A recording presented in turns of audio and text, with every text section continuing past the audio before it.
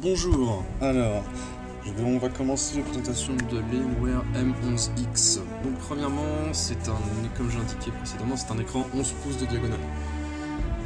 À savoir que ça reste donc un PC ultra portable qui rentre dans cette catégorie. Donc il est léger, il fait moins de 2 kg, donc ça le destine vraiment à une grande mobilité.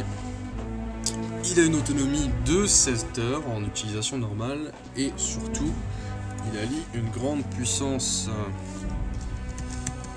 Tout à fait, mon cher Watson. Parce que... Bon, ça, voilà. Donc c'est un i7 cadencé à 1,2 GHz en double cœur. Avec 4 Go de RAM, 64 bits. Et sa carte graphique, c'est une Nvidia GeForce GT 335. Overclockable.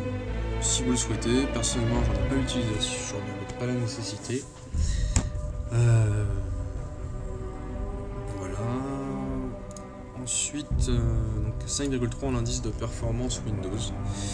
À savoir que je ne l'ai pas fait depuis que j'ai changé le disque dur que j'ai mis un disque dur hybride, comme j'ai expliqué.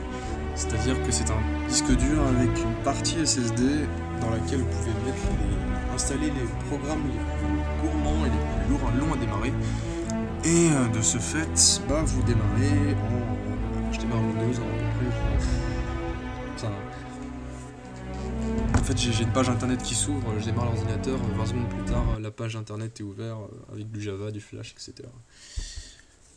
Voilà, donc pareil pour Photoshop et autres, vous pouvez démarrer en un quart de seconde. Parce que c'est du Flash, c'est pas du mécanique. Ensuite, alors deuxième chose, particularité des Alienware,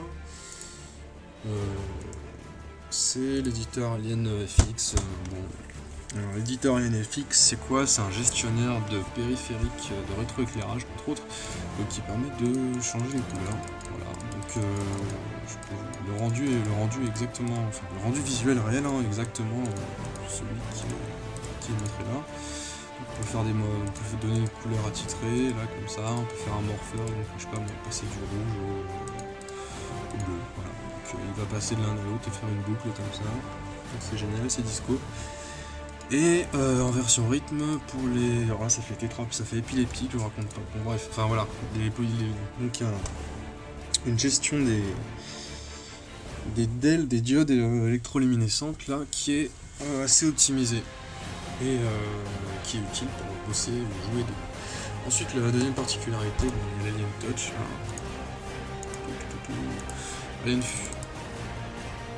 Alien Fusion, donc réglage rapide, donc c'est en ce qui concerne la gestion de la batterie.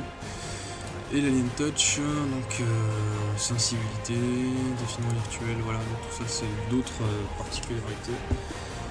En ce qui concerne le pointeur et autres, enfin bon, ça c'est de la gestion classique de pointeur.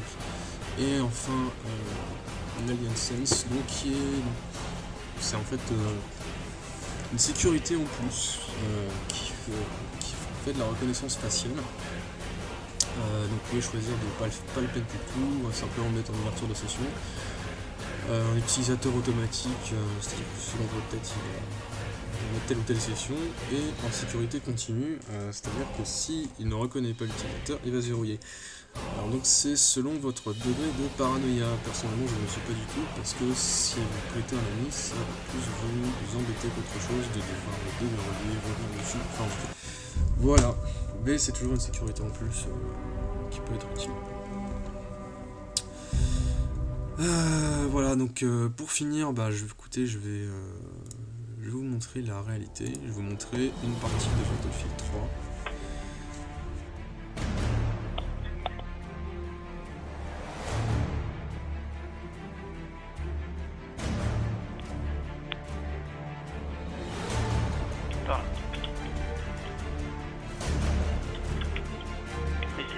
D'avoir tous les en même temps. Attention, 1, ensuite 3, 1, 2, ouais. Tu prends un 1, 2.